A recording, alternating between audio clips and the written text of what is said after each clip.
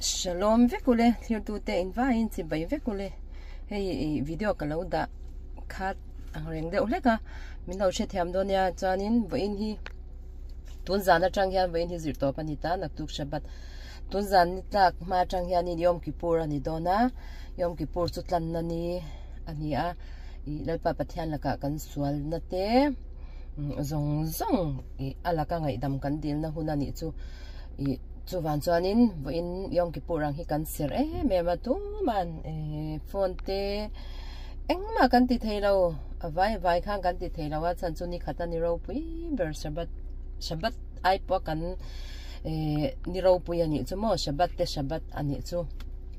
man chan engma kan ti don lawa income flavor income char chong trai char ni meya vein zan le naktuk ni deng in kan chong trai anga ni khanin lalpa pathian laka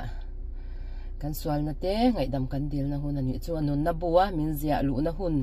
khami kha juda te na rinda na ni chu mo chanim yom kippur war te po kha lo chu kha sang kha zakwa samsari pathuma khanin yom kippura mi zong engma ti theilo lalpa pathian biak na hun ani wang khang khami ron chu khan sang kha zakwa samsari pathuma khan ron be thut khani khamo maseta khanin ne na kha pathian zara ne na kha kan chang ta hlau ta a chuan tuna po hianin miron beilo tura ingai lai ari rik chu are na sa rum khop meya zan po hi muthil chu har angrenga chan chu aza gaza hi kan nai angreng lu tu ka sota anvo indo na te anvo englo vel kha kan no she phavik ani chu mo ari rum vek mai ni chu thona nge van lama thok reng mei bok nen chuanin thil pakhata chuanin news te hi lo ti vela in tinang khanim thil chia sha reng po hi risel nan te po thalo kan tia chanchin chenampang hi han sha reng mai hi chu kan tia news lampang tak hi chu kan ron tilawa enge ale pekzel tur chu kan she chuang lo ta ma se tun na ya thu chuang kan ron tilo chanin hei rilru damnan tuna hanin hei yutai kon tur lai chi yutai kon mizoram yutai kon ani ba han kan lo engun ve mewa samson nal hun ra ta hi kan lo du ve mai ni chu mo chu hei lim taka kan man theinan te he pa hi kan chan tok ta chanim yom kippur thataka kan chong trai theinan te phone kan off chep to kan da chep to ni chu khami nang khan hei samson ei karon tilok ang kan lo ngai thalok da nya nin lo ngai khavek to don thau ta ma se zai thiam kan ti wangin kan lo da ve lo kang pakhat na ni ngai turing kan du ni he pa hi kan nu pa zai thiam kan ti to pa mo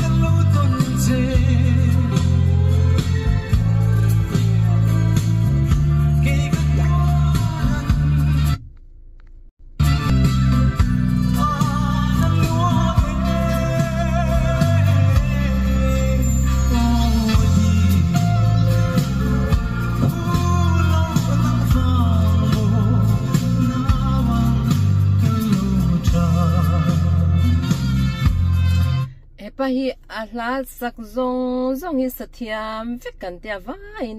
chuwan chan pakhat na ni phu kan tilut tu ka mo kan ngai thangun ve ru tu he pa hi ki suane ma pui samang chen lo che ma se du zo ka ting si lo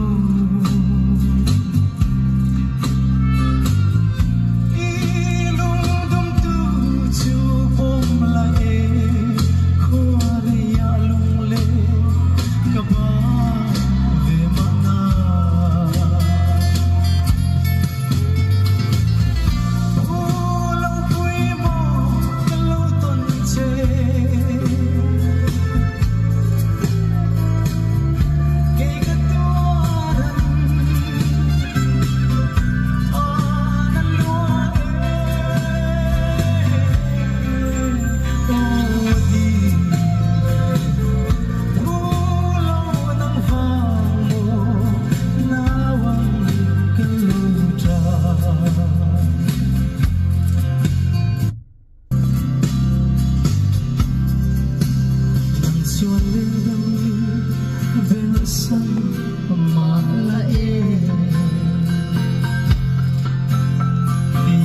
su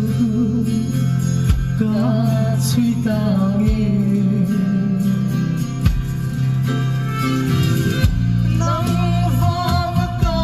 riang sei tur i mo don kan ngai ve la o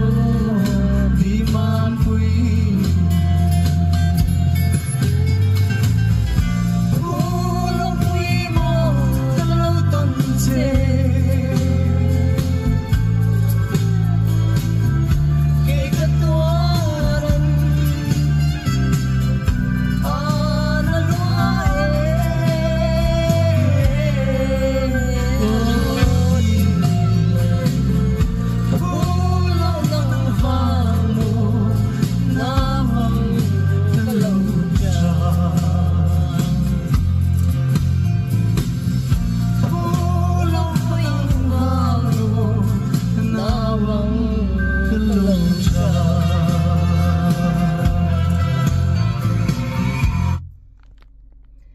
zai thiam lu tuk top mai